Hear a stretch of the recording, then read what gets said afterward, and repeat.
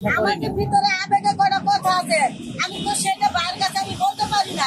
ডিপজল ভাইয়ের বলি যে ভাইজান আপনি যে স্বপ্নে এসে আমার ভাত খাওয়াই দেন, সেটা আপনি আমারে বাস্তব করে দেন ভাই। ভিতরে যে আবেগ আছে, আমার ডিপজল ভাই যখন অসুস্থ ছিল, যখন চোখের সমস্যা ছিল, বিদেশে চলে গেছিল, তখন তার জন্য আমি খাসি মানত করছি, খাসি দিছি।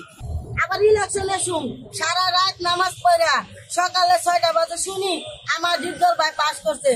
ডিপজল ভাইয়ের বলি যে ভাইজান আপনি যে স্বপ্নে এসে আমার ভাত খাওয়াই দেন, সেটা আপনি আমারে বাস্তব করে দেন ভাই। এই কারণে আমি স্বামী সন্তান হারা, আজকে আমার বাবা মা হারা। আমি আজকে যাবো 1 মাস ধরে রাস্তায়। আমি তার বড় ভাই হিসেবে ভালোবাসি, তার ছবির ভক্ত। বড় ভাই হিসেবে ভালোবাসলে আপনি স্বামী সন্তান হারা গেল? আমার স্বামী সন্তান আমার বাড়িতে 1 মাস ধরে ভাই কেড়ে দিচ্ছে। কেন? ওই যে আমি ডিপজল ভাইয়ের ভক্ত, এর আগে আমার পাও ভেঙে দিছিল। এই কারণে আমার স্বামী বলে যে তুমি যার ভক্ত সে তো তোমার ভক্ত না, তুমি তারে খুঁজে বেড়াও কেন? আমার তো 2টা ছেলে আছে, তুমি সংসার করো। ওই যে স্বপ্নে এসে বলে বোন তুই কাঁদিস কেন, আমি তো তোর পাশে আছি, তুই আয়, আমি তুই ভাত নিয়ে দে, আমি খাওয়াই দে। এই স্বপ্নে আজকে আমি বাড়ি ঘর সংসার সব সারা, আজকে আমি প্রেস ক্লাবে যাবো 10 দিন ধরে আসতেছি। আমি এর আগেও আসছি। সে দেখা করতে চাইতেছে, সে দেখা করতে পারতেছে না, সে কাজে কর্মে ব্যস্ত আছে। সে তো ব্যস্ত মানুষ, সে তো আমার মতন রাস্তায় থাকে না, সে যে কোনো কাজে কামে ব্যস্ত থাকে। আজ দেখা হোক নয় কাল দেখা হোক, না 2 বছর পরে তো দেখা হবে। আমি যদি তার 5 বছরের ভক্ত যদি হয়ে 5 বছর অপেক্ষা করতে পারি, আরো 2-3 বছর আরো মেলা অপেক্ষা। আচ্ছা, আপনি ডিপজলের কি কি সিনেমা দেখছেন? তার ছবি দেখছি, আমি তার ছোট থেকে ছবি দেখছি। যখন টেকার পা সানডে মানডে খুলুস পরে আহবাতি যা হ, তখন আমি এতটা ভক্ত ছিলাম না। যখন দাদিমা, চাচু, বেহেস্তের চাবি, গুলাম, রিসকলা, কাজের মানুষ ভাই, সুলতান খা, এগুলো যখন ছবি করছে তখন আমি তার ভক্ত হয়ে গেছি। মা বোনের আগুনে পুড়ে ফেলা আমার ডিপজল ভাই পাগল হয়ে যায়।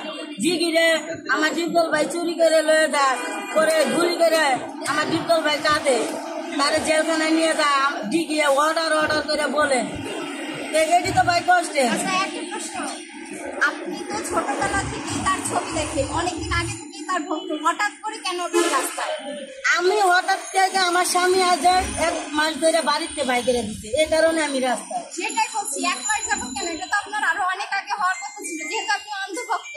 হ্যাঁ, তখন আমার স্বামী আমার অনেক মারধর করছে, আমার বাবা মা মারছে।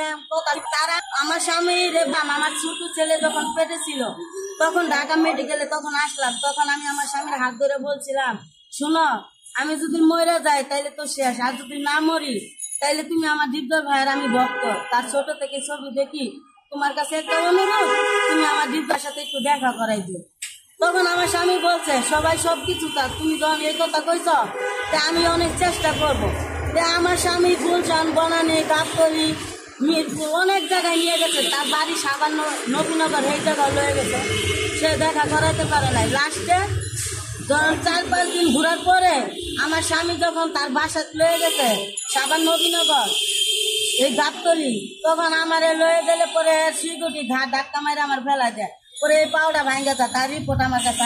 সেদিন আমি ছিলাম উপস্থিত। আমার সাংবাদিক ভাই করে আমি বলার পরে আমার সাংবাদিক ভাইয়ের আমার ডিপজল ভাইয়ের কাছে নিয়ে যায় ফুলের মালাটা নিয়ে। আমি ডিপজল ভাইয়ের ফুলের মালা যখন দেই, তখন ডিপজল ভাই বলে তুমি বসো আমি দেখতাছি। এরপরে সে যে চলে গেছে, সে আর আমার সাথে দেখা হয় না আজ পর্যন্ত। এই 5 বছর বয়স আমার একবারই দেখা হয়েছিল। আমাদের ভিতরে আবেগে কটা কথা আছে, আমি তো সেটা ভাইয়ের কাছে আমি বলতে পারি নাই। এখন আমার ছোট ছেলেকে নিয়ে গেছিলাম, সে তো আমার ছেলেটার মাথা হাত বুলায় বলে নাই যে বাবু তুমি কেমন আছো, সে বলছে তুমি বসো আমি দেখতেছি। এইটুকু ভিতরে যে আবেগ আছে, আমার ডিপজল ভাই যখন অসুস্থ ছিল, যখন চোখের সমস্যা ছিল, বিদেশে চলে গেছিল, তখন তার জন্য আমি খাসি মানত করছি, খাসি দিছি। মসজিদ মাদ্রাসায় টাকা দিছি, তার জন্য তাহাজ্জুদে নামাজ পড়ছি, পুরা রোজার মাস আমি রোজা রাখছি, তাহাজ্জুদে নামাজ পড়ছি। আবার ইলেকশনে শুন সারা রাত নামাজ পড়া সকালে 6টা বাজে শুনি আমার ডিপজল ভাই পাস করছে। আমি জামালপুরতে আসতে আসতে আমার 2টা বাজে গেছে, আমি ফুলের মালা দিতে পারি না।